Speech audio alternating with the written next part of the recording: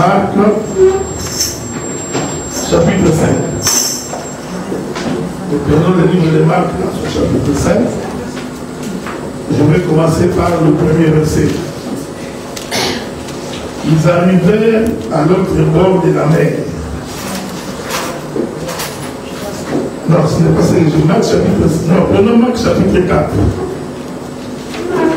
Le verset 35. Marc chapitre 4, le verset 35. Nous allons lire. Ce même jour, sur le soir, Jésus leur dit, passons à l'autre bord. Après avoir envoyé la foule, ils l'amenèrent dans la barque où il s'est trouvé. Il y avait aussi d'autres barques avec lui. Il s'éleva un grand tourbillon et les flots se jetaient dans la barque au point qu'elle se remplissait déjà. Et lui, il dormait à la poupe sur le coussin. Il les réveillait et lui dit, Maître, ne t'inquiètes-tu pas de ce que nous périssons. S'étant réveillé, il menaça les vents et dit à la mer, silence, tais-toi, et les vents cessa. Il eut un grand calme. Puis il leur dit, pourquoi avez-vous peur? Comment n'avez-vous point de foi? Ils furent saisis d'une grande frayeur et ils se dirent les uns aux autres, quel est donc celui-ci à qui obéissent même le vent et la mer? Amen. Que le Seigneur vous bénisse. Amen. Nous allons prendre Apocalypse chapitre 17.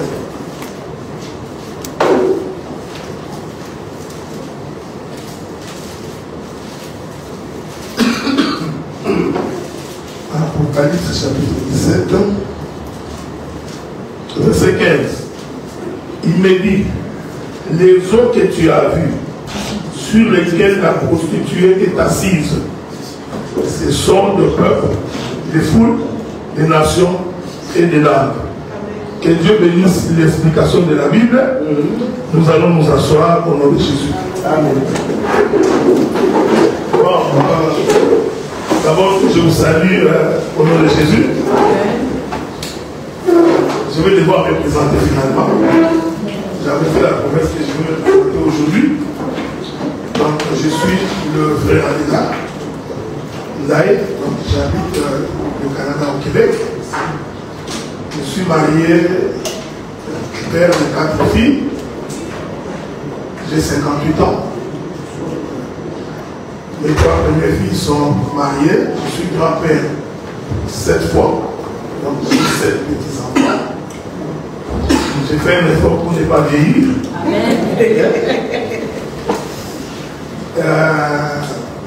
Je suis dans le ministère, ça fait 19 ans à peu près 18 ans que j'ai commencé. Nous avons une première église, l'Assemblée du Seigneur d'Ottawa, que nous avons commencé en fin 2015, début 2016. Nous comptons à ce jour une centaine de membres. Nous avons une autre assemblée d'essai à Montréal, donc celle-là nous avons commencé en 2020 et on est à peu près 160 personnes. Et nous voulons que le Seigneur continue à nous faire grâce. Nous avons une forte équipe et nous croyons que la main de Dieu est sur nous. Amen. Nous croyons, si Dieu le permet, on pourra avoir une autre assemblée, si pas à Toronto, certainement à Québec City. Et je pense que le Seigneur nous aidera parce que c'est ce que nous voulons réaliser. Parce que je crois que tout homme doit avoir des objectifs à atteindre dans la vie. Amen. Amen. Et nous croyons que l'Église ne nous appartient pas, l'Église appartient au Seigneur. Je pense qu'une génération est appelée à partir et une autre génération à venir. Donc je me dis, dans 60 ans, je vais m'occuper, avoir le temps pour mon épouse et pour moi-même. Laisser les jeunes s'occuper des lèvres de Dieu. Comme ça, nous, de temps en temps, on va faire des conférences, on va commencer à publier des livres. Que la paix de Dieu soit avec vous. Amen. Bon, j'espère pouvoir parler en 35-40 minutes. J'espère. Je parle beaucoup quand je suis du haut de la chaîne, mais je ne parle pas beaucoup quand je ne suis pas en train de prêcher. Mais je ferai de mon mieux pour qu'en 40 minutes qu'on ait fini la prédication, parce que je voudrais que nous prions. Amen. Amen. Et je voudrais que vous soyez attentifs dans ma prédication, parce que c'est dans cela que se trouvent nos sujets de prière. C'est dans cela que Dieu vous mettra à cœur qu'est-ce que vous voulez demander.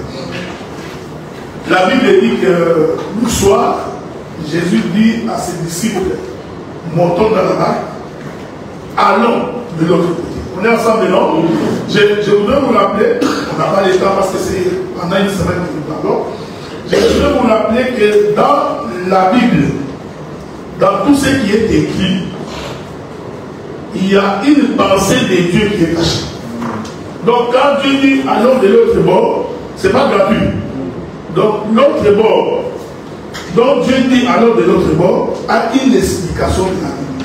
C'est-à-dire qu'il est passé d'un côté vers un autre. Ok? Donc ce mouvement-là, ce n'est pas gratuit. Et il dit à ses disciples, montons dans la barque, allons de l'autre côté. Et la Bible dit que c'était le soir. Alors pendant qu'ils étaient dans la barque, Jésus s'est endormi. Je ne sais pas pourquoi il s'est endormi, mais il s'est endormi. Et c'est pendant son sommeil que les flots de la mer commencèrent à entrer dans la barque. Que la paix de Dieu soit avec nous. Amen. Il faut retenir le texte. Vous savez, Pharaon, le roi de Babylone, avait d'abord demandé à Daniel de lui répéter les songes. Il dit, dis-moi d'abord ce que j'ai rêvé, ensuite donne-moi l'explication. Dans les choses de Dieu, nous répétons d'abord les songes, c'est-à-dire nous répétons d'abord ce qui est écrit, ok? Et ensuite nous en donnons l'explication. Voilà pourquoi nous croyons, si la parole de Dieu n'est pas expliquée, le peuple ne peut pas avoir la vie. La vie se trouve dans l'explication de l'écriture. Est-ce que vous me comprenez? Sans interprétation de l'écriture, nous n'avons pas prêché. C'est très important. Parce que si c'est seulement question de répéter ce qui est écrit, tout le monde est capable de le faire. N'importe quel frère, n'importe quelle soeur peut répéter. Jésus monta sur la barque avec ses disciples. Ils sont en train de partir. Il y a eu des choses. Ça là, tout le monde peut le faire. Mais le ministère, c'est expliquer qu'est-ce que c'est cette histoire-là quand le peuple monte dans la barque et se déplace avec Jésus. Voilà pourquoi, pour manger le pain, le Seigneur a dit rompre le pain. Regardez, quand il multiplie le pain, le jour où il y avait 5 pains et 2 poissons, Jésus, avant de distribuer le pain, la Bible dit il éleva, rendit grâce. Est-ce que vous me suivez? Ensuite, il est distribué. Mais comment 5 pains peuvent nourrir plus de 5000 personnes? Donc nous comprenons que ces pains-là s'est brisé. Est-ce que vous me suivez? Le pain s'est multiplié. Les 5 pains s'est multiplié à beaucoup de pains. L'Écriture dit que les gens ont mangé et Jésus a ordonné de ramasser ce qui reste. Ils ont ramassé, j'aime la Bible, ils ont ramassé 12 corbeilles. Amen. C'est-à-dire que chaque apôtre avait ramassé une corbeille. Est-ce que vous me suivez? C'est pourquoi dans l'attente de l'Éternel, dans les tabernacles, il y avait 12 pains de proposition sur la table. Amen. Parce que chaque pain représentait un apôtre et chaque pain représentait un fils de Jacob. Donc, sans interprétation de la Bible, il n'y a pas de vie. Donc, il faut que nous interprétions l'Écriture. Sans quoi ça va rester une histoire qu'on nous raconte. Jésus était monté dans la barque, il y a eu des tempêtes, c'est fini. Et après, en quoi ça nous concerne? Donc, il doit y avoir une intelligence cachée dans l'Écriture. C'est cette intelligence qu'il faut vérifier. On est ensemble, non?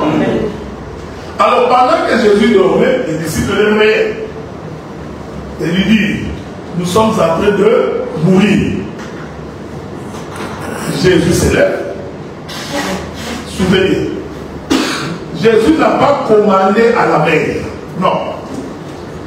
Jésus commanda le vent. On est ensemble, non? Jésus commande le vent. Le vent faut que le flot de la mer cesse d'entrer dans la barque. Mais il n'a pas dit aux eaux de la mer, arrêtez d'entrer. Non. Il a seulement dit au vent de se calmer. Et j'aime la Bible. Parce que moi, je crois que le vent a écouté. Ok? Et le vent s'est calmé. Une fois que le vent s'est calmé, l'eau qui est rentrée dans la barque va s'arrêter d'entrer. Prenons la partie évangélique. Avant de prendre la partie prophétique, qui pourrait être beaucoup plus compliquée, plus beaucoup à saisir. Prenons la partie évangélique. Les disciples n'avaient pas demandé à Jésus d'aller de l'autre bord. Est-ce que vous me suivez? C'est Jésus lui-même qui dit allons de l'autre bord. Donc je voudrais dire à quelqu'un ce matin que la situation dans laquelle tu es, le chemin dans lequel tu t'es engagé, ce n'est pas toi qui l'as voulu. C'est Jésus qui a dit allez-y. Mais c'est Jésus-là qui avait dit allons de l'autre bord. Il savait que là-bas, il y aura la tempête. Est-ce que vous comprenez ce que je dis? Jésus n'ignorait pas que le chemin dans lequel je vais emprunter avec ce peuple ici, c'est un chemin où nous allons rencontrer la tempête. Voilà pourquoi quand c'est Dieu qui t'envoie, quand c'est Dieu qui te dirige, tu n'as pas à t'inquiéter de ce qui va arriver. Parce que lui sait exactement ce qui va arriver. Celui qui a la foi, à qui Dieu a donné une mission, ne pose pas la question de savoir mais pourquoi c'est ainsi. Qu'est-ce qui m'arrive? Non. Parce que c'est lui qui a dit allons-y. Il sait que là où nous sommes en train de partir, il y aura des problèmes. Est-ce que vous comprenez ce que j'ai dit? Le chemin de la vie, le chemin de la vérité, c'est un chemin où Dieu sait d'avance qu'il y a des problèmes. On est ensemble, non? Donc, sur le plan évangélique, je voudrais te dire ce matin que Dieu sait que tu as des difficultés. Il sait que les flots de la mer rentrent dans la barque. Il sait que dans ta maison, des problèmes existent. Il sait que dans ta demeure, tu fais face à beaucoup de problèmes. Comme nous sommes là, chacun de nous a ses difficultés. Il y en a qui ont des problèmes de dépression, des problèmes de stress, des problèmes de scolarité, des problèmes du travail, des problèmes de mariage. Tout ça, c'est les flots. Faites attention parce que je suis encore sur le plan évangélique, ok? Tous ces flots de la mer, ce sont des difficultés. Mais regardez, les flots ne pouvaient pas entrer tant que Jésus était éveillé. Amen.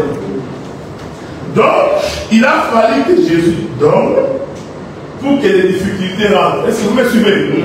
Mais écoutez, il n'est pas dit que parce qu'il dort qu'il n'est pas là. Amen. Amen. Amen. Donc, les difficultés que tu as ne veut pas dire que Dieu n'est pas là. Est-ce que vous me suivez? Quand tu souffres là, quand tu as des maladies, quand tu as des stress, quand tu as des dépressions, je voudrais te rassurer qu'il est là. Mais il dort. Son sommeil ne veut pas dire qu'il est faible. Est-ce que vous me suivez? Il savait que là où nous allons, il y aura la tempête. Mais il s'est arrangé lui-même pour dormir. Parce qu'il sait que quand je dors, les difficultés viennent. Mais pourquoi Dieu dort-il? Voilà le Dieu que nous servons. Il veut que tu puisses nous glorifier. Amen. Mais il sait, si tu marches bien, si tu n'as pas de difficultés, si tu n'es pas malade, tu ne glorifieras pas le Seigneur. Mais là, Dieu va faire semblant de dormir pour que quand les difficultés viennent, que tu comprennes qu'il y a quelqu'un qui apporte la solution. Amen. Mais écoutez, il faut les réveiller. On est ensemble, non? Amen. Donc si vous ne les réveillez pas, eh bien, l'eau va rentrer et vous allez sauver. Qu'est-ce que je voudrais dire? Le Seigneur sait que tu as des difficultés, il sait que tu as des problèmes, mais son problème c'est qu'il voudrait que tu les réveilles. Qu'est-ce que c'est réveiller le Seigneur? Cela veut dire qu'il faut prier. Est-ce que vous me suivez? Si vous ne priez pas, le Seigneur n'intervient pas. Il ne faut pas avoir cette vision fatalique. Oh non, tout ce que je traverse là, le Seigneur sait. Non, le Seigneur voudrait que même s'il sait, il veut que tu pries. Est-ce que vous me suivez? Quand on est enfant de Dieu et que les difficultés viennent dans ta vie, les problèmes viennent, il faut prier le Seigneur. Il faut les réveiller. Parce que si vous ne les réveillez pas, ils continueront à dormir. Est-ce que vous comprenez ça? C'est pourquoi un jour, Jésus passant, Bartimée apprend que Jésus était en train de passer. Il s'est mis à crier. Il dit, fils de David, aie pitié de moi. Je vous informe ici, Bartimée n'avait pas crié. Jésus passait. Plus on l'empêchait, plus Bartimée criait plus fort. Est-ce que vous me suivez? Dans la vie, il y aura toujours des gens qui vont te décourager quand tu as des difficultés. J'avais dit que ça va passer. Ils ont dit à Bartimée, arrête, tu es en train de déranger. Tu vois, dans la vie, il y a des gens comme ça. Non, non, arrête, tu perds ton temps. Toi, tu es jeune. Tu vas faire quoi dans l'église, dans l'histoire des vieux? Il te décourage. Mais Bartimée, plus on est découragé, plus il criait. Est-ce que vous me suivez? Les cris, c'est la prière. Amen. Quand tu es en difficulté, il faut crier, il faut parler. Mais regardez, il a fallu que Jésus dorme pour que les problèmes arrivent. Jésus a dormi expressement. C'est pour nous enseigner que dans la vie chrétienne, il y a des moments où tu as l'impression que Dieu ne t'écoute pas. Est-ce que vous me suivez? Tu as l'impression, mais pourquoi ça ne marche pas? Pourquoi tout ce que j'ai fait semble ne pas avancer? Je t'informe qu'il est là. Sauf qu'il dort. Voilà, un jour, les diables se promenaient. Parce que je vous informe que les diables, c'est les serviteurs de Dieu. Amen. Ok? Oui, oui. Le diable est le serviteur de Dieu. Parce qu'il est écrit dans la Bible que Dieu est le maître de tous les esprits. Amen. Alors les diables se promenaient. Alors que toi, tu vois les diables, tu fuis. Mais Dieu voit les diables. Il dit, oh, diable, comment tu vas? Le diable dit, mais je suis en train de faire ce que tu m'as dit de faire, donc je vais me promener parce que j'ai l'esprit des vagabonds. Vous savez, frère, quand vous trouvez un frère ou une sœur vagabond, c'est un mauvais esprit. Quelqu'un qui sort de chez lui, il ne sait pas où il va. Il va au château rouge, se promener inutilement. Ça, c'est l'objectif. C'est un esprit de vagabond. Il sort le matin, il est dans le coin de rue, en train de regarder. Il est un sapin. Il ne fait rien. Il sifflote. Vagabond. C'est un mauvais, c'est un esprit qui déambule inutilement. Tu viens du gars, je vais vagabonder. Comme dans mes habitudes, je vais vagabonder. Écoutez, Job, là où il était, il ne savait pas que Dieu faisait un plan sur lui. Est-ce que vous me suivez? Donc Job, il était chez lui, il n'a pas commis un péché, il était calme, mais Dieu était en train de négocier avec le diable pour que les difficultés arrivent à Job. Il lui pose la question. Pendant que tu te promenais là, tu n'as pas vu Job. Mon serviteur, c'est vraiment intéressant. Satan dit, je l'ai vu. Dieu dit, c'est un homme intègre qui craint Dieu. Est-ce que vous me suivez? Écoutez ce que Satan dit à Dieu. Il dit non, ce gars-là, il est intègre parce que tu lui as tout donné. Le diable, dans sa conception, il croit que nous nous attachons à Dieu pour les biens matériels que Dieu nous a donnés. C'est comme ça que vous trouvez des prédications au lieu de prêcher le ciel. Des prédications qui ne prêchent que les choses de la terre. Tu achèteras une maison, tu te marieras, tu auras des enfants, tu vas t'acheter la voiture. Tout ça c'est bien. Mais ce n'est pas pour ça que nous nous sommes attachés à Dieu. Amen. Voilà pourquoi vous remarquerez les gens, ils viennent à l'église, ils cherchent un mariage, après 5 ans, s'il n'est pas le mariage, ils fouillent. Parce que pour lui, il s'est attaché à Dieu à cause du mariage. Mais non, nous nous attachons à Dieu pour la vie éternelle. Venez auprès de Dieu pour la vie éternelle. L'Écriture dit, recherchez d'abord le royaume des cieux. Le reste vous sera donné. Donc nous venons d'abord pour le royaume des cieux. Une fois que nous l'avons, nous savons que le reste va venir. Voilà pourquoi je te dis, accroche-toi aux choses du royaume. Le mariage viendra. Est-ce que vous me suivez?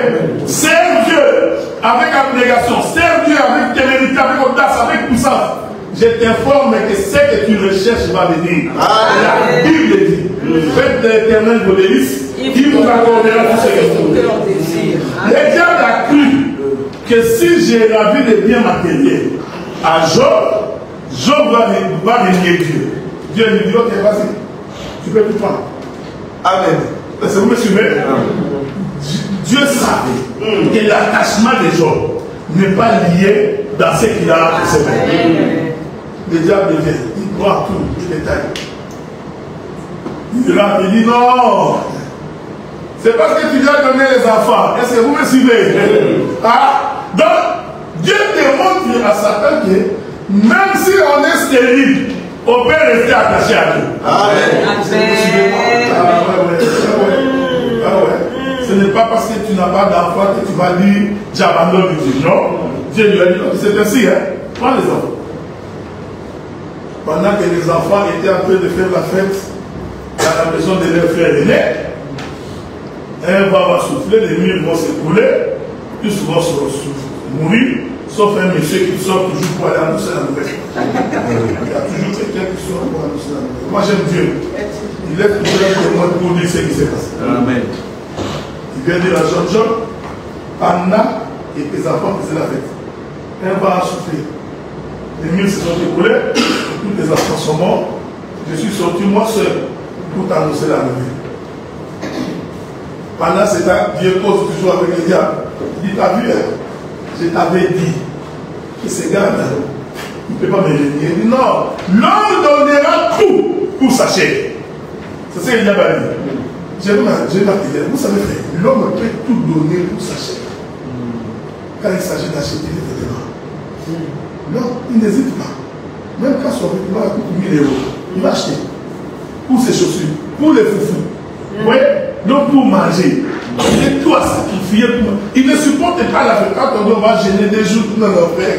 Pourquoi on va gêner des jours? Parce que sa chair là, il doit manger. Est-ce que vous comprenez ce que je dis? Regardez. Tu peux faire 2 jours sans manger. 2 fois, tu ne te rends même pas compte. Mais dès qu'on dit que nous entrons à chair, tu as l'impression que la famille a augmenté. Mais il y a des jours où on reste le matin jusqu'au soir, on ne mange pas. Ça devrait être. Mais il suffit qu'on dise, mon frère, demain, du matin jusqu'au soir, nous ne mangerons pas. On va manger le soir. Tu verras comment les corps commencent à réclamer la nourriture comme si c'était, comme s'il va mourir maintenant. Parce que le diable sait que l'homme est capable de tout donner pour son corps. Vous savez, tous les conflits que vous voyez sur la terre, c'est l'orgueil de l'homme. C'est vrai. Hein? Si tu vois quelqu'un en dispute avec un frère et une soeur, observez bien, c'est son corps. Non, ne plaide pas avec moi. Lui ne connaît pas de quelle famille je suis. Hein? Ce n'est pas parce qu'on s'est retrouvé à la face, on est tous pareils. Ce n'est pas parce que nous prions dans la même église qu'il croit que je suis son ami. C'est l'orgueil de l'homme. Dieu dit, touche son corps, mais pas son esprit. On est ensemble, non? Dieu avait raison de dire à Satan de toucher son corps, pas son esprit. Pourquoi? Parce qu'au commencement, Adam, son corps, a été formé de la poussière de la terre. Mais son esprit est venu de l'éternel. Je voudrais dire ceci. Le diable ne peut toucher que ce qui est terrestre. Amen. Amen. Amen. Amen. Dieu dit, touche les corps. Parce que déjà au commencement, je t'avais dit, tu auras pour nourriture la poussière de la terre. Or, l'homme est formé de la poussière de la terre. Donc, tu peux prendre tout ce qui est charnel parce que ça t'appartient. Mais l'esprit, écoutez frère, tu ne mourras pas si Dieu n'a pas décidé. Amen. Amen. Moi j'ai toujours la foi que je ne peux pas mourir entre les mains des hommes si Dieu ne l'a pas autorisé. Un sorcier ne peut pas me bouffer. Tu ne me bouffes pas. Faites vos réunions, réunissez-vous, parlez. Vous ne pouvez pas me bouffer parce que je ne suis pas terrestre. Je disais à un frère, regardez. Dieu a dit, le jour où tu mourras, tu retourneras pousser parce que tu es poussière. Dieu parlait de qui? Il parlait de la chair. Parce que c'est la chair qui a été prise dans la poussière. On est ensemble, non? Mais l'esprit qui était dans Adam ne venait pas de la terre. Voilà pourquoi moi j'ai toujours dit que le jour où je mourrai, s'il va arriver que vous veniez à mon deuil, c'est lui qui prêchera, qui n'évoque pas le verset qui dit tu es poussière, tu retourneras à la poussière. Parce que moi je ne suis pas poussière. Dès que vous évoquez un tel verset, je vais le suicider. Est-ce que vous me suivez? Jésus a dit à cet homme sur la croix, puisque tu as cru à la parole, ce soir, tu seras avec moi au paradis. Il n'a pas dit que ce soir, tu seras avec moi au tombeau. Mais physiquement, comme ça, le soir, ils étaient au tombeau. Non! Selon Dieu, c'est l'esprit en l'homme qui est plus important. La Bible dit en réalité, dans l'homme, c'est l'esprit. Touche la chair, pas l'esprit. Ici, je suis en train de vous éviter beaucoup de choses pour ne pas vous embrouiller. Parce que le corps d'un Job là qu'on touche, annonce la mort de Jésus. Amen. L'esprit qu'on ne touche pas là, c'est la résurrection de Jésus. Amen. Mais je vous évite ça, parce que c'est pas ce qui m'intéresse. Alors, Jean 4. La Bible dit qu'il y a des ulcères sur sa peau. Au point où Job va se mettre à terre. Il y avait des plaies sur sa peau. Il prend une toison, fait des rameaux. Il commence à se taper parce que les mouches venaient là. Est-ce que vous comprenez ces souffrances-là? Ce sont des choses que nous racontons, mais que nous n'imaginons pas. Quand tu chantes là, Dieu, fais-moi comme Job, fais attention. Il dit des choses que tu ne comprends pas. Cette douleur de Job était atroce, au point où ses amis ont commencé à défiler. Pour dire à Job, non, c'est pas vrai. Toi, tu dois avoir péché. On est ensemble, non? Je vous avais dit ici avant-hier. Je crois hier, non, hier. Non, vendredi. Je vous avais dit ici. Jean chapitre 9. L'homme peut être en situation dans trois cas. Soit parce qu'il a péché lui-même, soit parce que ses parents ont péché, soit parce que Dieu veut le mettre en épreuve. Donc, les amis de Job ont voulu convaincre Job que toi, ce qui t'arrive là, tu as fait quelque chose. Voilà pourquoi je vous avais dit, quand une situation difficile t'arrive dans la vie, pose-toi d'abord la première question. Est-ce que je me suis détourné de la voie de l'Éternel? Et si tu te rends compte que tu t'es détourné de la voie de l'Éternel, c'est pourquoi tu souffres, c'est pourquoi tu as des difficultés, c'est pourquoi tu es malade, la première chose à faire, réconcilie-toi avec Dieu. Maintenant, si tu te rends compte que je n'ai pas péché contre Dieu, alors pose-toi la deuxième question, n'est-ce pas le péché de mes parents ou de mon aïeux? Et quand tu es dans cette situation, ça prend une délivrance. Est-ce que vous me comprenez? Tu ne peux pas prier par toi-même. Quand ce qui t'arrive est une question des pactes de monde de ténèbres que tes parents ont fait, dans ces cas-là, nous entrons avec toi en délivrance. Mais il y a une autre situation où tu examines, tu vois qu'en tout cas, je n'ai rien fait dans tous les cas. Alors dans ces cas-là, tu te dis, l'Éternel Dieu est au pouvoir. Est-ce que vous voyez? Dieu est responsable. Ce qui est arrivé à Job, c'est Dieu qui était responsable. Mais Job ne savait pas que c'était Dieu qui est responsable. Sa femme vient. Il dit, Job, maudit Dieu. Et meurt. Est-ce que vous me suivez? Dans ces choses ici, même ta femme peut t'aider d'abandonner Dieu. Vous savez, moi j'ai toujours été étonné des gens qui abandonnent Dieu à cause du mariage. Tu verras un frère qui priait parce que la femme l'a chassé. Ou la femme a dit que c'est fini. L'homme est devenu maintenant connu, tu ne peux plus prier, je ne peux plus prier. Ma femme m'a abandonné. Non!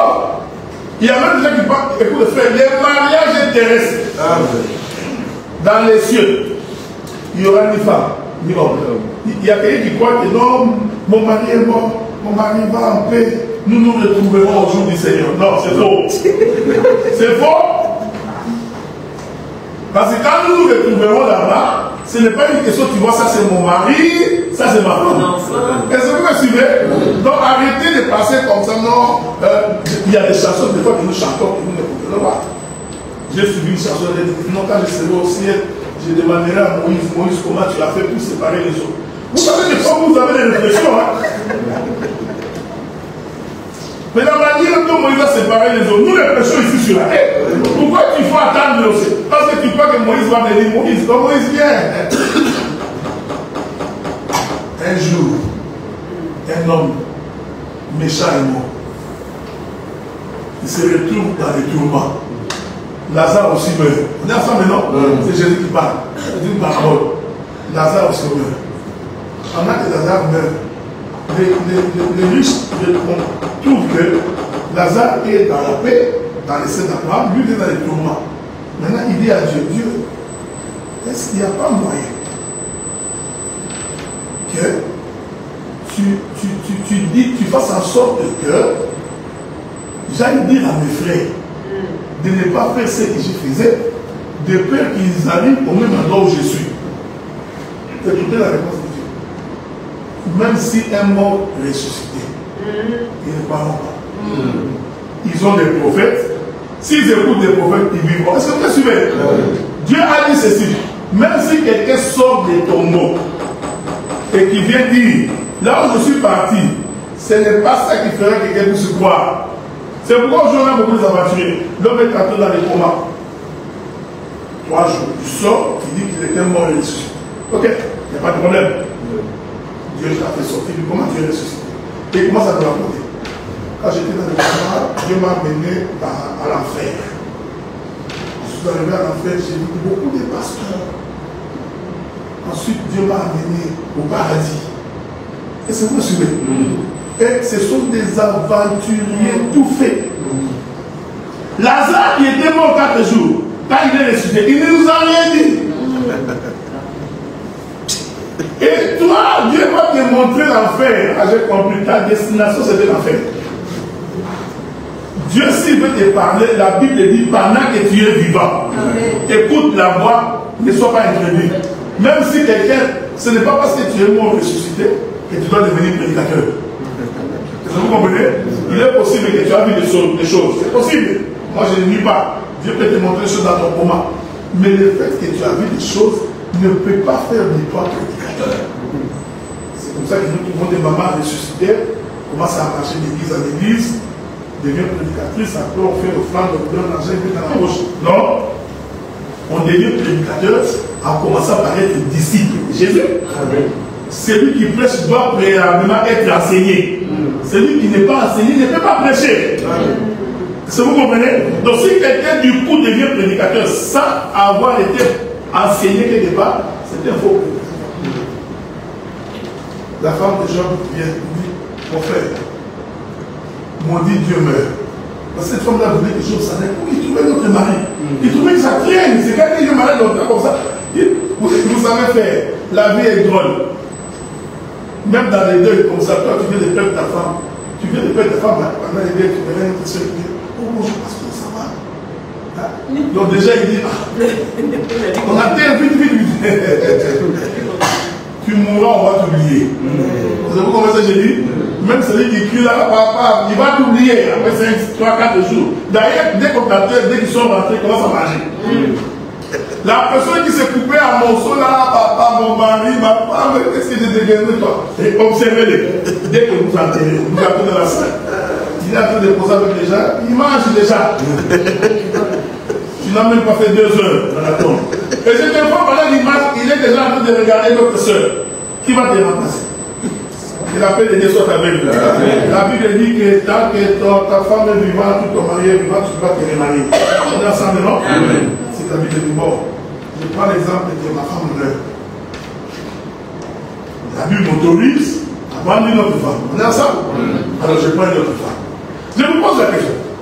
Les jours où le Seigneur est venu, nous nous retrouvons dans les airs. Moi, j'aurai combien de femmes?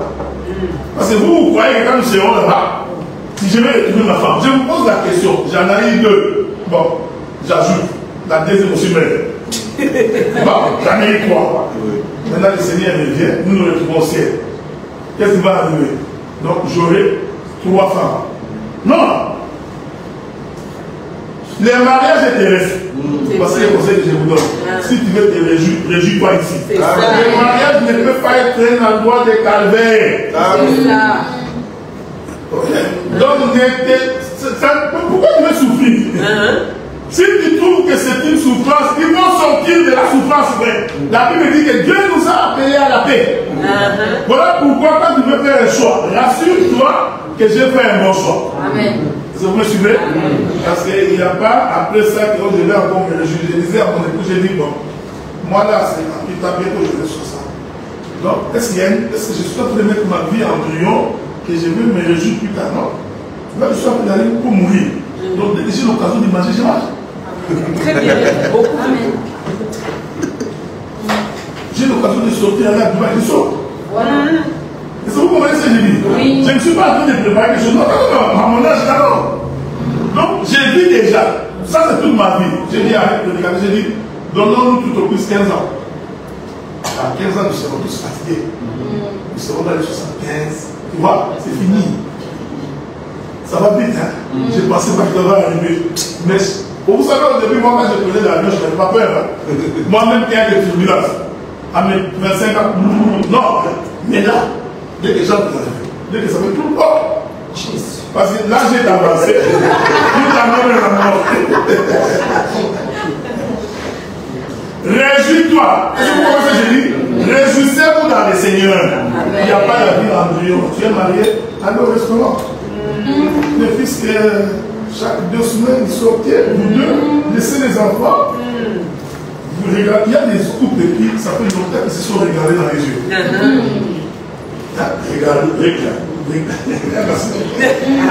Regardez.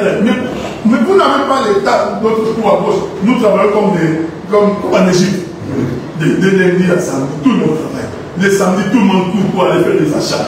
Les dimanches, après ici, nous sommes déjà tous les courses demain. C'est le mais mon frère, non, à un moment donné, arrête. J'ai toujours dit à des frères, les salaires qu'on nous paye ne fera pas de nous des riches. Oui, le gars il est tellement malin comme ça. Il sait que si je te paye pas des permis de payer ton mari, ta voiture, ton assurance, ça te maintient. Mais tu deviendras jamais riche. Pour devenir riche, il faut investir. Si tu ne fais pas d'investissement, tu vivras, tu mourras certainement. Maintenant, ça devient difficile, tu ne peux même pas te donner des vacances. Il faut mettre des réjouissances. La réjouissance, c'est Jésus. Toi, le matin, midi, soir, je sais pas. Non, non. Il y a des moments où tu dis, bon, écoutez, pasteur, les 2 semaines là, nous serons ensemble. Nous allons faire un tour à Dubaï. C'est beau ça. Est-ce que vous comprenez ce que je dis? Donc, réjouissez-vous dans les Seigneurs. Donc, frère, l'argent ne finit jamais. Même si tu dis, je vais faire. Écoutez, non! Plus tu dépenseras, Dieu donnera. Vous comprenez? Oui, oui, moi je crois que Dieu est capable de faire des choses comme ça. Il y a des gens qui pensent que non, je dois épargner beaucoup d'économies. Tu vas mourir. S'il y a un Congo ici qui me parle, parce que moi je parle pas au Congo, je parle au chrétien. Parce qu'il y a des chrétiens, même quand ils prient, il est toujours Moulouba. Dès que vous touchez les Moulouba, il est en colère. C'est ce qu'on fait. Mais toi tu es chrétien. Donc même en étant chrétien, il est toujours attaché à sa fille. Non. C'est quand on touche à Jésus que nous nous fâchons. Quand tu parles de Moulouba, ça ne fait rien. Et le Congo peut avoir 1 million, mais il marche une petite chez quoi avec un morceau. Mais il a 1 million. Pourquoi tu souffres comme ça? Mais c'est ton argent. Réjouis-toi. Il est toujours en ma bouche. Quand vous les regardez, vous dites, c'est un malheureux, il n'a rien. Il a 1 million. Les jours où il meurt, on soulève les dit, ah, ce gars ici a 1 million. Réjouissez-vous dans le Seigneur. Amen. Même avec un peu, il peut te réjouir. La femme dit, mère, et maudit Dieu. Écoutez maintenant, je suis venu ici pour expliquer les sommeils de Jésus. Là-bas. Ne croyez pas que je suis venu ici par hasard. Là où je suis venu là, c'était pour expliquer les sommeils. Tout le temps que Job souffrait, Dieu était là. Est-ce que vous me voyez? Donc, le sommeil de Jésus, c'est tout le temps où un homme est en train de souffrir et que Dieu ne répond pas. Amen. En d'autres termes, Dieu s'est enfermé dans le tourbillon des nuées. Il fait comme s'il ne voit pas, mais cependant il est là. Je voulais dire à quelqu'un, quels que soient les problèmes, quelles que soient les difficultés, sache que même quand Dieu n'agit pas, il est là. Amen. Écoutez ce que Job dit. Il dit, même si j'ai tout perdu, et qu'il ne me reste que la peau sur mes os, mais je sais une chose, c'est que mon Rédempteur s'élèvera. Donc, si mon Rédempteur s'élèvera le dernier, cela veut dire que tout le temps que j'ai souffert, mon Rédempteur dormait. Amen. Est-ce que vous voyez? Parce qu'il ne peut s'élever que celui qui est endormi. Est-ce que vous comprenez ce que je dis? Je vais répéter ça. C'est ça le sommeil de Jésus qui dormait dans la barque. C'était le Rédempteur qui dort. Il dort pourquoi? Il sait qu'il y a la force. Il y a les tourbillons. Il sait qu'il y a la tempête. Il y a les flots de la mer. Mais mon Rédempteur, lui, dort. Job dit, lui, il ne s'élève pas les premiers. Il n'aime pas ça. Parce que s'il s'élève les premiers, tu ne sauras pas qu'il est puissant. Amen. Si c'est l'un des premiers, tu ne sauras pas qu'il est guérisseur. Si c'est l'un des premiers, tu ne sauras pas qu'il est Jéhovah Jireh. Il attend jusqu'à ce que ton compte bancaire sera vide. Tu es en moins. C'est alors qu'il se lève pour que tu saches qu'il est l'Éternel.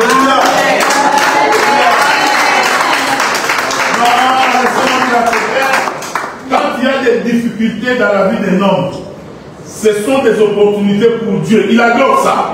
Dieu aime ça. Il aime que tu sois en difficulté pour que tu comprennes qu'il est l'Éternel Dieu qui agit. Le sommeil de Jésus, c'est le temps où Dieu fait semblant de ne pas écouter ta parole, de ne pas écouter ta prière, mais il écoute. Est-ce que vous me suivez? Je vais ajouter une portion de l'écriture. Jonas va à Ninive. Jonas dit non. Moi, Dieu, je ne vais pas à Ninive.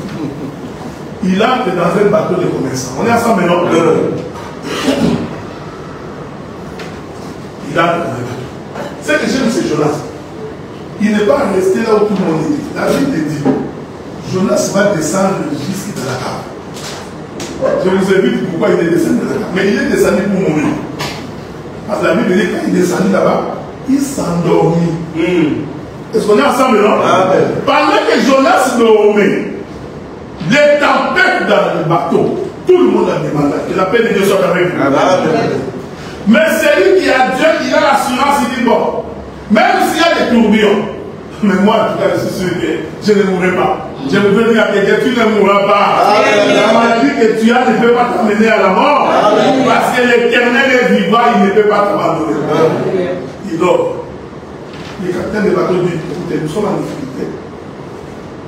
Puisque nous sommes en difficulté, que chacun prie son Dieu. Donc j'ai compris que dans ces bateaux-là, il y avait plusieurs religions. On est ensemble, non? Le capitaine a dit que chacun prie son Dieu. Bon, ramenons ça aujourd'hui. Catholique, j'ai votre Dieu. Kimbaniste, j'ai votre Dieu. Protestant, j'ai votre Dieu. Musulman. Donc dans ces bateaux-là, il y avait toutes les divinités. Est-ce que vous pouvez comprendre? On demandait à toutes les divinités de calmer la tempête. C'est pourquoi l'homme, quand il est en difficulté, il cherche son Dieu. Tout le monde dit. On se rend compte que ça ne calme pas. Le capitaine vient. Il dit non, peut-être que le bateau est très lourd. On va commencer à jeter. Est-ce que vous pouvez suivre? La Bible dit qu'il commençait à jeter des objets dans la mer. En d'autres termes, ils étaient en train d'offrir. Donner l'offrande à la mer pour que la mer se calme. Bien aimé, quelle que soit l'offrande qu'on a donnée, la mer ne s'est pas calmée. Le capitaine dit non, quelque chose ne va pas. Il descend et tout le monde en train de dormir. Il dit, attends, tout le monde prie. Mais toi, tu dors. Et la paix de Dieu soit avec vous. Là-bas, il y a la prière. On donne des offrandes. Est-ce que vous me suivez? C'est-à-dire, là-bas, il y avait toutes les églises qui donnaient les offrandes. Donnaient l'offrande des toles, l'offrande des babous. Parce qu'aujourd'hui, dans les églises, il y a beaucoup d'offrandes. L'offrande du prophète, l'offrande de l'huile, l'offrande de l'onction, l'offrande des chaussures. Achetez-nous des chaises. Tout le monde donnait. Ça n'a pas calmé la tempête. Écoutez Jonas. Jonas dit bon, mon cher capitaine, tu vois, il n'y a qu'une seule offrande qui va calmer cette tempête. Cette offrande là, c'est moi. Il dit tout ce que vous donnez là. Non, ça ne peut pas calmer. Laisse-moi dire à quelqu'un, ce ne sont pas toutes les offrandes qui calment la colère de Dieu. Jonas dit non, mais c'est simple. Ces offrandes-là, vous perdez les temps. L'offrande qui va calmer ça, c'est moi. Est-ce que vous me comprenez? Donc Jonas, c'était toute une offrande. Bon, plus Jonas. On dit, oh Dieu, nous souffrons. Nous voulons t'offrir l'offrande qui va calmer la tempête dans le monde. Ici, Jonas, c'est l'image de Jésus. C'est la seule offrande qui a calmé la colère de Dieu. Est-ce que vous comprenez? Le temps des prophètes, les gens ont offert. Au temps de Moïse, les gens ont offert. Au temps de la loi, les gens ont offert. Dieu était toujours en paix. Jusqu'à ce que le Seigneur Jésus-Christ est monté sur la croix. Amen. Quand il monte sur la croix, la colère de Dieu s'apaise. C'est tout ce qu'il cherchait. Est-ce que vous me comprenez? Voilà pourquoi je voudrais vous dire, Dieu n'agrée pas toute autre offrande. La seule offrande que Dieu agrée, c'est Jésus. Amen. C'est pourquoi j'avais dit quelque part que Dieu n'a jamais écouté la prière de l'homme. Dieu n'écoute qu'une seule prière, c'est Jésus. Amen. Voilà pourquoi Jésus pouvait dire, si mes paroles demeurent en vous, maintenant priez. Parce qu'en réalité, Dieu ne vous écoute pas. Il m'écoute moi parce que je suis en vous. Est-ce que vous comprenez ce que je dis? Amen. On jette. Je voudrais dire ceci. Eh bien, c'est Jonas-là qu'on est en train de ramener du sommeil vers la passerelle. Est-ce que vous me suivez bien? C'est Jésus qui s'est réveillé. Amen. Je répète ça. Pierre et les disciples sont allés dire à Jésus, mais pourquoi tu dors? En d'autres termes, ils l'ont réveillé. On est ensemble, non? J'identifie les disciples qui réveillent Jésus comme les capitaines du bateau qui vient prendre Jonas. Est-ce qu'on est ensemble? Donc si j'ai dit que les capitaines du bateau, ce sont les disciples, comprenez ce que je dis. Parce que c'est eux qui sont allés réveiller Jonas. On est ensemble, non? Donc les disciples qui ramassent Jésus, remarquez, les disciples qui ramassent Jésus pour les réveiller, en réalité c'est le mouvement du capitaine qui ramène Jonas vers la passerelle. Est-ce que vous me suivez bien? Je suis toujours dans la partie évangélique parce que je vais toucher la partie politique. Ce geste-là de Jésus de se lever, en d'autres termes, il vient pour calmer la tempête. Amen. Or, prophétiquement, la tempête ne peut se calmer que par le sacrifice de la mort. Donc nous comprenons que quand Jésus commande au vent, en réalité ce commandement-là c'était tout un sacrifice. Est-ce que vous voyez? L'écriture dit on cria dans les cieux, qui est capable d'ouvrir les livres d'Aaron et les sceaux. Est-ce que vous me suivez? On regarda dans les yeux personne. Sur la terre, personne. Dans les séjours de mort, personne. Est-ce que vous me suivez? Jean s'est mis à pleurer. Écoutez-moi bien. Jean s'est mis à pleurer. Pendant que Jean pleure, l'un des vieillards me dit, regardez, le lion de la tribu de Juda, lui, il est capable d'ouvrir les livres et d'en rompre les sous. Est-ce que vous me suivez? L'un des vieillards a dit, les lions de la tribu de Juda. La Bible dit, quand Jean s'est retourné, au lieu de voir les lions, Jean vit l'agneau sur le trône. Est-ce que vous me comprenez? Mais quand on lui a dit que c'est les lions. Mais quand il regarde, il voit l'agneau. Je sais de ne pas aller là-bas pour que vous ne vous soyez pas embrouillés. Or, les lions, c'est la force. L'agneau, c'est la faiblesse. Ce n'est pas moi qui dis. Les lions, c'est les lions, c'est les rois. Hein? C'est Judas, c'est celui qui est fort. C'est celui-là qu'on a présenté. Mais quand Jean regarde, c'est-à-dire Jean s'est détourné. Je voudrais vous inviter beaucoup de mouvements ici. Regardez maintenant ce qui se passe. Quand l'un des vieillards a parlé, il était en face des gens. Jean entend. Mais pour voir, il doit se retourner. On est ensemble, non? C'est-à-dire il quitte la position du devant, il fait la position du derrière. C'est comme ça qu'au lieu de voir les lions, il voit l'agneau. Or, l'agneau, c'est la faiblesse. L'agneau, c'est la mort. On est ensemble, non? Amen. Les lions, c'est la force. L'agneau, c'est la faiblesse. C'est ce que Philippiens dit. Lui qui était égal avec Dieu, qui était puissant, n'a pas considéré sa position de la puissance.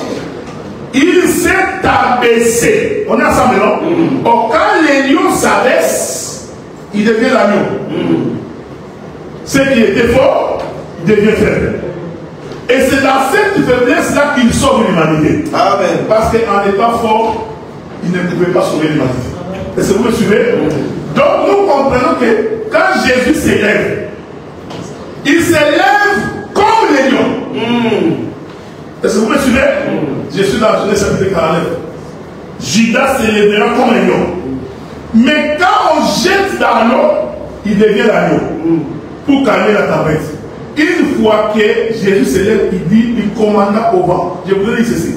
Il n'a pas commandé à la mer. Parce que Jésus avait compris, si la mer rentre ici, c'est parce que c'est le vent qui le pousse. On est ensemble, non? Alors il suffit seulement que j'ordonne au vent de se calmer. Ce qui dérange n'entrera pas. Je voudrais dire ceci. Le vent, c'est le diable. Amen. Les flots de la mer, ce sont les démons. Maintenant, je voudrais te dire, Jésus a vaincu les diables. Puisqu'il a vaincu les diables, les démons n'ont aucun effet sur nos vies. Est-ce que vous comprenez ce que j'ai dit? Ce texte-là veut tout simplement dire, Jésus a vaincu les diables, c'est lui le vent. Comment? Est-ce qu'on est ensemble? Je suis toujours dans l'évangélique. Je vais monter bientôt. Alors que les flots de la mer, ce sont les démons qui nous envahissent. On est ensemble, non? Je prends un exemple pour expliquer ça. Goliath, c'est le vent. Goliath s'élève, il menace tout Israël. Est-ce que vous me suivez? Pendant que Goliath menace, j'aime la Bible, Dieu parle tantôt d'une manière, tantôt d'une autre, mais il répète la même chose. Donc pendant que je parle ici, je vais me rendre compte que l'histoire que nous avons lue de là-bas marche avec Jonas, marche avec Goliath. Ça, je vais l'avoir tout de suite, là, je l'avais en tête. Regardez, Goliath menace toute la maison d'Israël. On est ensemble, non? Pendant que Goliath menace, derrière Goliath, il y a toute l'armée des Philistins. Je voudrais dire, c'est Goliath là qui est devant, c'est le vent. Est-ce que vous me comprenez? Pendant qu'il menace, tout Israël tremble. Même Saoul est en train de trembler. C'est ce que les disciples faisaient. Tous tremblaient là-bas. Est-ce que vous me voyez? Mais pendant qu'ils tremblaient, il y avait quelqu'un qui dormait. Qui dormait? David. Il n'était pas là. Est-ce que vous me suivez? Il n'était pas là où il y avait des problèmes. Lui, David était dans les champs. Là où il était, c'est là que j'appelle moi le sommeil de David. Amen. Est-ce que vous comprenez? Quelqu'un l'ignorait, on ne savait même pas qu'il était là. Cependant, c'était l'homme puissant. L'onction de Dieu était déjà sur lui. Je voudrais dire, frère, le combat contre les diables, ce n'est pas des muscles. Ce n'est pas parce que tu es jeune, tu es fort. Tu crois que je ne peux pas tomber malade. Parce que moi, j'ai fait les sports. Tu te trompes. Le combat contre les diables, c'est l'onction de Dieu dans l'homme. Dans la faiblesse de l'homme physique, se trouve la puissance de l'Éternel. Est-ce que vous remarquez ça? Il était à côté, lui, le Père la paix. Amen. On est ensemble, non? Dans leur détresse, ils évoquaient l'Éternel. L'Éternel lui a envoyé sa parole. Ils étaient en détresse. Isaïe appelle David. David vient. Va sur le champ de combat. Pourquoi David était allé? David dit là, c'est le Seigneur Jésus qui se convient de réveiller. Est-ce que vous comprenez? Parce qu'il y a une menace là-bas. Que la paix de Dieu soit avec nous. Amen, amen. Il arrive dans le champ de combat. La Bible dit que c'était un jeune homme. Vous faites très attention. Parce que c'était dans l'âge. Parce que moi, je n'ai jamais vu un jeune homme qui cherche une femme. Parce que quand on a dit à David, David a posé la question. Celui qui battra cette circoncis-là, qu'est-ce qu'on va faire? Le roi va affranchir sa maison, son père, et le roi lui donnera sa fille en mariage. Moi, je me suis posé la question. On dit que c'était un jeune homme. Est-ce qu'il était à l'âge de se marier? Qui vous avait dit qu'il cherchait une femme? Est-ce que vous me suivez? Ça, ce sont les langages de Dieu. Il dit quoi? On donne une femme. Là, je vais aller du bac. Si tu vois un homme qui ne défend pas sa femme, amen, amen, amen. Il faut divorcer avec un mari comme ça. Un homme défend toujours sa femme. Amen. Ne peux pas me dire, oh non, nous trouvons que le docteur là, lui, quand il y a des problèmes, seulement il soutient sa femme. Tu veux qu'il te soutienne? Il y a des gens qui me tombent. Une soeur à l'église vient me soumettre pour lui que je la soutienne. Je dis non, ma soeur. C'est d'abord ma femme. Est-ce que vous comprenez ce que j'ai dit? Si j'ai des remarques à lui faire, je lui ferai à la maison. Mais en public, je la défends d'abord. Même si elle a péché. Amen. Est-ce que vous me suivez? Un homme défend sa femme, quelles que soient les circonstances. S'il y a des remarques, quand ils vont rentrer à la maison, ils vont dire, toi aussi tu exagères. Tu n'écoutes pas. C'est de changer quand même, non. Mais tu ne l'exposes pas. Est-ce que vous me suivez? Un véritable homme ne voit pas le mal de sa femme en public. Amen. C'est vrai. Prêche pas. Même si vous trouvez qu'il y a des frères, il y a des soeurs. un mauvais choix. Hein. Une femme, c'est ton problème. Moi, je la trouve belle. Est-ce que vous comprenez ce que j'ai dit? Mais il y a des hommes qui sont belles déjà. On insulte la femme, toi aussi tu mets les commentaires. Oh non, c'est oui, tu as raison. Elle ne connaît rien, elle ne peut pas venir à la maison. Non, c'est quel mari? On critique la maison, on critique.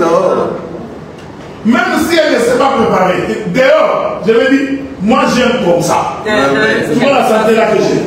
C'est sa mauvaise façon de préparer la mémoire. Voilà. C'est ça. C'est ça. Amen. C'est comme ça. Vous comprenez? Amen. Ouais. C'est comme ça que Christ nous a aimés. Amen. Avec nos défauts. C'est pas moi j'ai toujours dit, laissez les gens venir disent avec leurs défauts. Okay? C'est Dieu qui change les gens. C'est compris. Donc Dieu nous a acceptés dans nos conditions, dans nos faiblesses, dans tout ce que nous, dans tous les mauvais caractères. Paul dit, des vaines manières que nous avons héritées de nos pères. Je disais à mes frères, mon père avait des vaines manières. Il dit, tu l'as insulté. Je dis, non, je ne l'ai pas insulté. C'est la Bible qui dit que ce que je suis là, ce sont des vaines manières que j'ai héritées de mon père. Ah, la Bible est merveilleuse. Donc même si ton père t'avait éduqué, tu ne voles pas, tu ne cries pas, tu es un homme bien, calme, sincère, Dieu appelle ça vaine manière. Tant que tu n'as pas appris à l'évangile, ton éducation est une vaine manière. Est-ce que vous comprenez? Jusqu'à ce que nous venons à Jésus, et c'est Jésus qui nous transforme. La Bible dit quoi? La femme. Pour la femme, je suis motivé. Frère, un homme est motivé pour sa femme. Nous, quand on était jeunes, je fais 10 000 km pour chercher une fille. 10 000 à pied. J'achète des arachides avec des pains. Je mange. Jusqu'à pour trouver une femme. L'amour va te faire marcher. Quand tu aimes, tu marches. Amen. Est-ce que vous comprenez? David dit, bon, comme c'est une question de femme, je vais aller. Regardez. Je suis en train d'expliquer pourquoi il commanda les vents et non les flots de la mer. Est-ce que vous suivez? David vient. Il va d'abord prendre des lois, il va lui faire porter des vêtements pour lui. Non. Frère, chacun de nous a ses propres combats. Amen. Ne portez pas le combat d'autrui. Hein? Ça ne te concerne pas. Tu achètes l'histoire des gens, tu as toujours un conflit avec quelqu'un pour une histoire qui ne te concerne pas. David dit non, je ne peux pas aller combattre avec les vêtements de quelqu'un d'autre. Il dit ça, vous me récupérez. Est-ce que vous me suivez? Arrêtez de prendre en charge ce qui ne vous concerne pas. Il dit, ça gardez. Je m'en vais au Torah. Il va au Torah, il ramasse 5 pierres.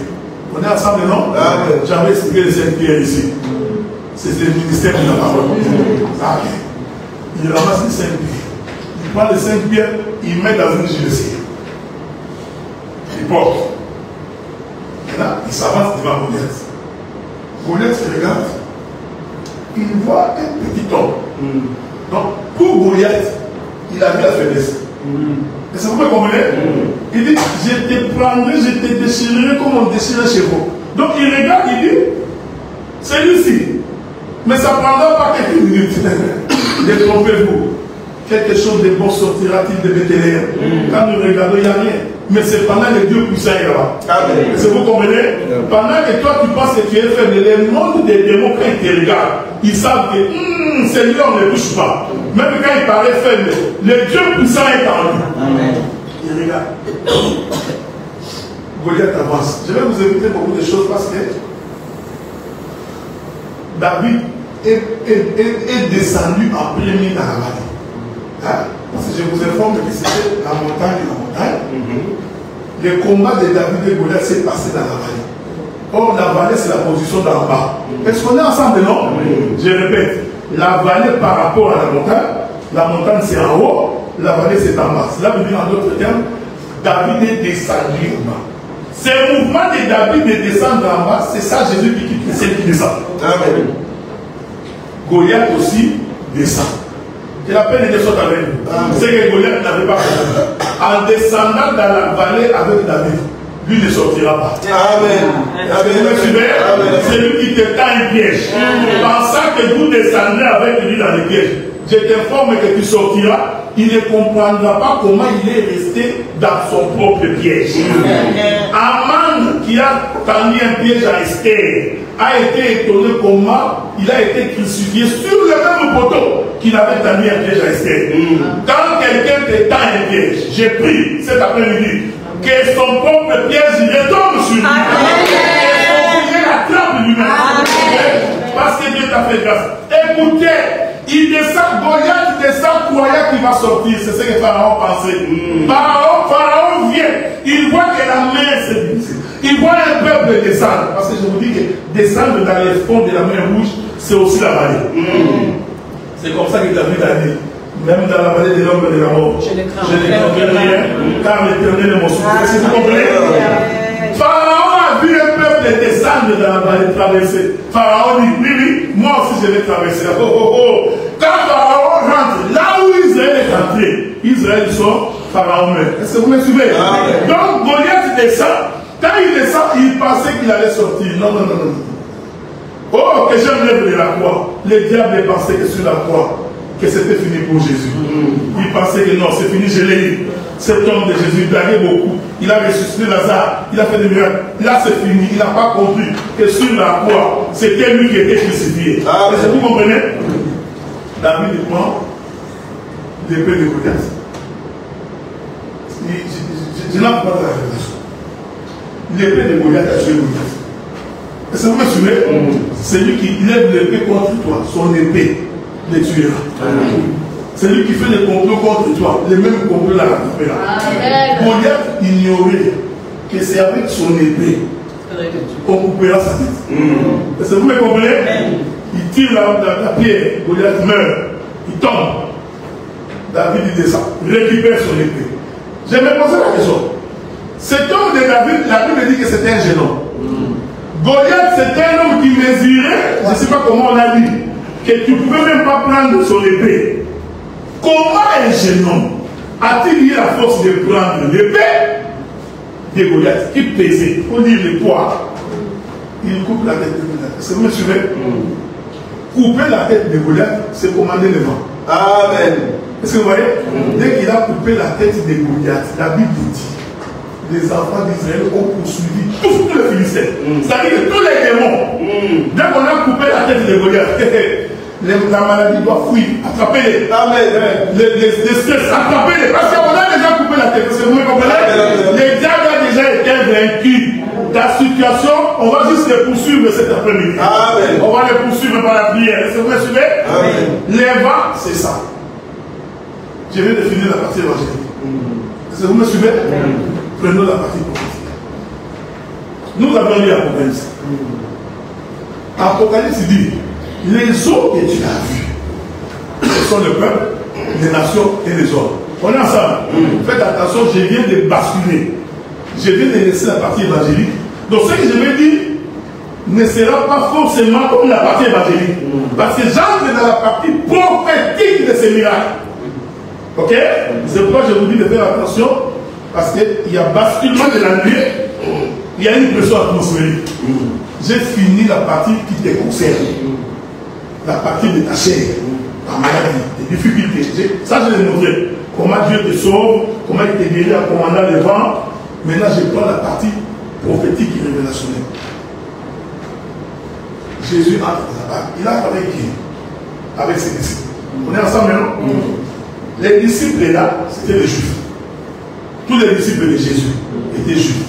En d'autres termes, Jésus est entré dans la barque avec les juifs. On est ensemble là? Ils entrent dans la barque. Nous avons expliqué ici que les eaux représentent aussi le monde. Ok? Or, dans la vision de Dieu, le monde, ce sont les hommes. Dieu a tant aimé le monde qu'il a donné son fils. Il n'a pas donné son fils pour les voitures, les bâtiments. Non. Le monde là, ce sont les hommes.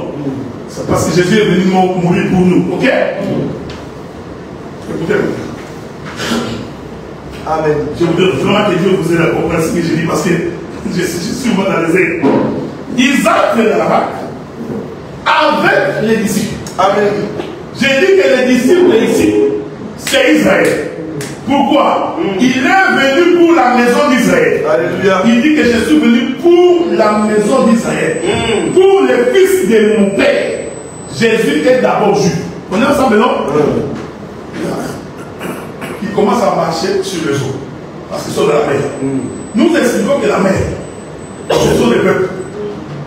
C'est ce que j'ai dit dans l'Apocalypse. Les eaux que tu as vues, ce sont les hommes. Maintenant, il faut que ces hommes-là doivent entrer dans la même barque avec Jésus et Israël. Amen. Est-ce que vous comprenez? Ici, les flots de la mer, je ne l'identifie plus comme les problèmes, mais je l'identifie comme un peuple qui rentre dans la barque. Amen. Est-ce que vous me suivez? Mais quel est ce peuple-là qui rentre dans la barque? C'est ce peuple-là qui n'était pas juif. C'est-à-dire, toute la mer n'est pas rentrée dans la barque. Est-ce que vous me suivez? C'est une portion de la mer qui rentre dans la barque. Cette portion-là, c'est nous. Alléluia. Est-ce que vous comprenez? Les dieux, c'est les dieux d'Israël. Mais Dieu nous a fait grâce pour que nous participions avec Israël dans le salut de l'humanité. Mais qui a ordonné que les eaux rentrent? C'est les vents. Oh, ça me dit, j'ai fait de mes serviteurs les vents. Est-ce que vous me voyez? Je viens de basculer. Ici, les vents ne plus les diables. Les vents deviennent les serviteurs. Parce que la Bible dit que les serviteurs de Dieu sont comme le vent. Donc, les vents qui poussent une partie de la mer à rentrer dans la barque, ce sont des prédicateurs. Amen. Si tu poses la question à l'eau qui était dans la barque, toi, comment tu t'es retrouvé ici? Ce n'est pas moi. C'est le vent qui m'a poussé ici. Parce que j'ai vérifié. Après que Jésus ait calmé les vents, je n'ai pas vu les disciples en train de remettre l'eau dans la mer.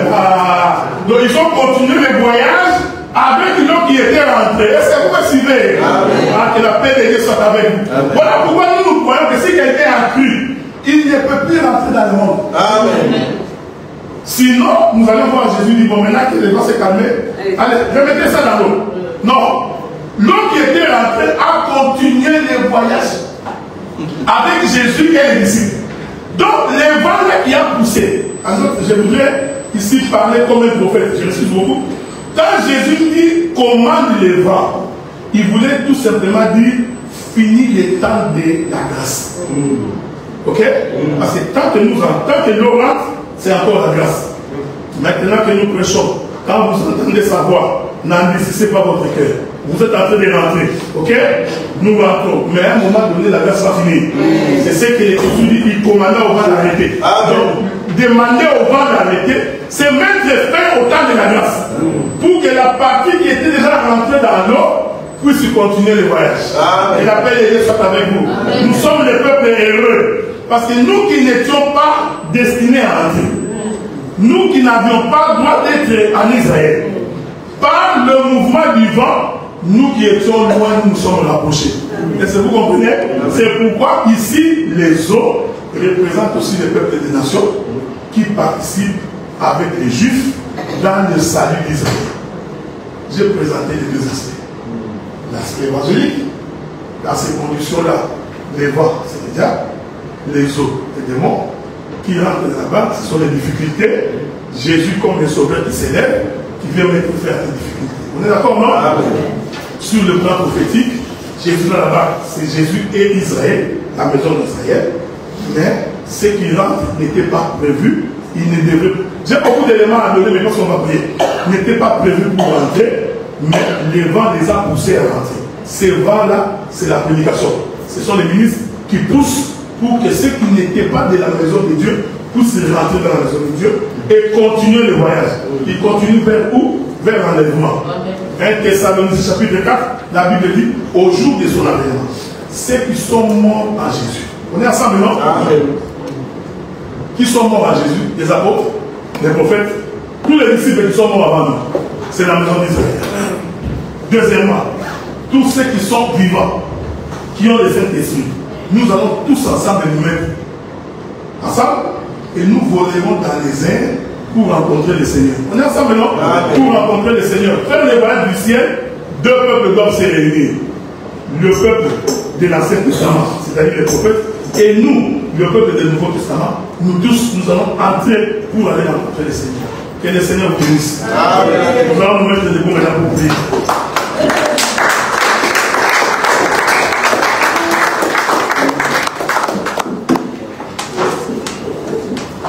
Nous allons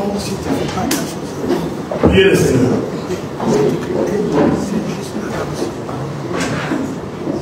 La prière que nous allons faire,